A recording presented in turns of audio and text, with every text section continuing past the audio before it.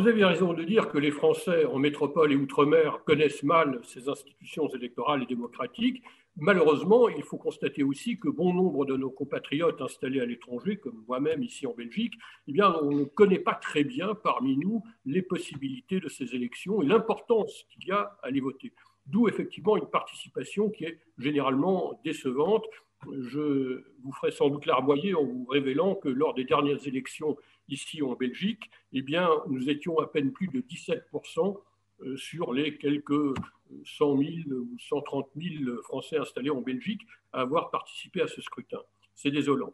Mais c'est ainsi. Et pourtant, ce n'est pas une nouvelle institution.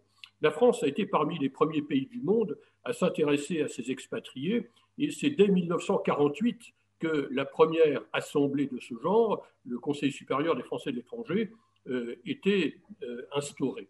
Alors aujourd'hui, nous avons depuis 2004 une situation beaucoup plus complexe qui n'aide certainement pas à la lisibilité de ces élections. Nous avons différents niveaux. Alors, en bas de l'échelle des élus des Français de l'étranger, il y a les délégués. Ce sont des gens qui sont élus sur les listes qui élisent les conseillers. Mais une fois que tous les conseillers sont élus, eh bien, les premiers à ne pas être élus sont désignés ou élus délégués.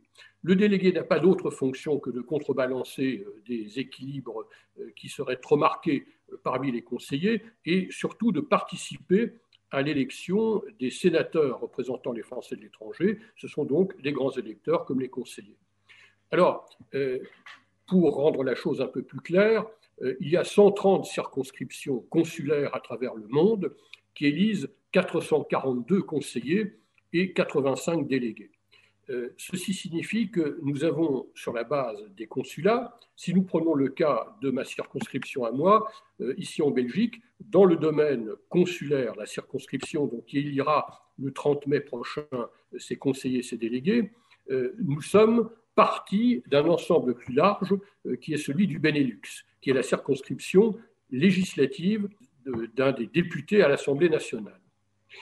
Cela signifie que lorsque nous avons fini d'élire les conseillers et les délégués dans notre circonscription consulaire, nous nous branchons sur les délégués et conseillers élus dans les circonscriptions voisines qui composent avec nous la circonscription législative.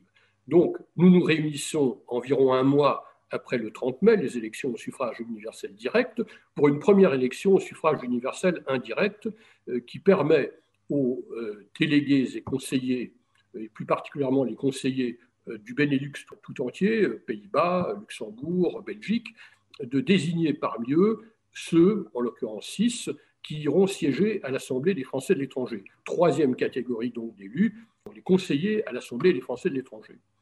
Alors, vers la fin du mois de septembre de cette année, on procédera au renouvellement de la moitié des 12 sénateurs des Français de l'étranger.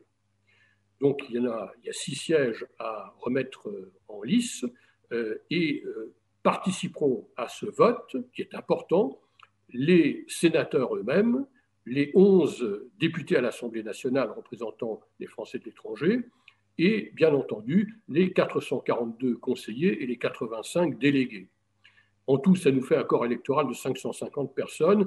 Alors, évidemment, les spécialistes me diront, mais c'est ridicule, 550 personnes pour élire 12 sénateurs, étant donné que si on est en métropole ou outre-mer, le collège électoral de grands électeurs, pour être sénateur, c'est de 2 à 3 000 grands électeurs. Mais c'est ainsi, et c'est déjà beaucoup plus complet que ce que font d'autres pays qui ont également des représentants élus des Français de l'étranger. Donc, je résume, nous avons 12 sénateurs des Français de l'étranger, 11 députés à l'Assemblée nationale représentant les Français de l'étranger, 442 conseillers, dont 90 sièges à l'Assemblée des Français de l'étranger et 85 délégués.